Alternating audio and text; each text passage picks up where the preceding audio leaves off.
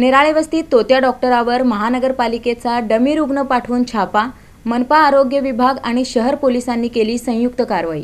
सोलापुरात निराळे वस्ती इथं बिना परवाना मूळव्याधीच्या उपचारार्थ चालवल्या जाणाऱ्या दवाखान्यावर सोमवारी दिनांक 14 जुलै रोजी रात्री 8 वाजण्याच्या सुमारास सोलापूर महापालिकेच्या आरोग्य विभागानं पोलिसांच्या सहकार्यानं धाड टाकून बोगस डॉक्टरचा पर्दाफाश केला.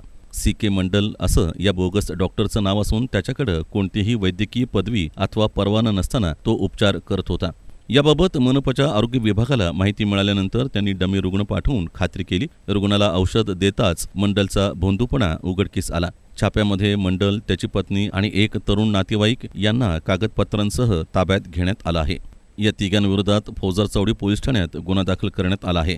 निराळे वस्ती परिसरात अनेक दिवसांपासून मंडल यांचा दवाखाना सुरू होता. स्थानिक नागरिकांच्या तक्रारी आणि माहितीच्या आधारे ही कारवाई करण्यात आली. महापालिका प्रशासनानं अशा बोगस डॉक्टरांविरोधात कारवाई सुरूच ठेवण्याचा इशारा दिला आहे. आपल्या महाराष्ट्र शासनाच्या जे सूचना आहेत की जे रजिस्टर नसलेले जे रजिस्टर नसलेले बरेचसे डॉक्टर त्याला आपण बंगाली डॉक्टर म्हणतो किंवा अनरजिस्टर कुठलेही डॉक्टर असतात, म्हणजे आपल्या नॉर्मल ज्या पॅथीज आहेत, आयुर्वेद असेल, होमिओपॅथी असेल किंवा ॲलोपॅथी असेल, यांचं रजिस्ट्रेशन नसलेले परंतु त्यांचं देऊन बरेचसे प्रॅक्टिस करत असतात, OPD चालवत असतात, बऱ्याच वेळा काही छोट्या मोठ्या ऑपरेटिव्ह सर्जरी पण करत असतात. काल आमच्या शहरामध्ये आमच्या आरोग्य विभागामार्फत एका अशा बोगस डॉक्टरवर कारवाई करण्यात आलेली आहे. त्याचा गुन्हा दाखल करण्यात आलेला आहे आणि त्याच्यानंतर पुढची जी कारवाई आहे तर ती नियमानुसार होईल. आमच्या नागरिकांनासुद्धा आम्ही आवाहन करतो की असे कुठलेही विशेषतः कसं असते, आपण कुठल्याही दवाखान्यात ज्या ठिकाणी जाता, विशेषतः OPD असेल किंवा छोटी मोठी सर्जरी करणारे डॉक्टर आहेत, त्यांचं रजिस्ट्रेशन आपण नक्कीच पाहावं.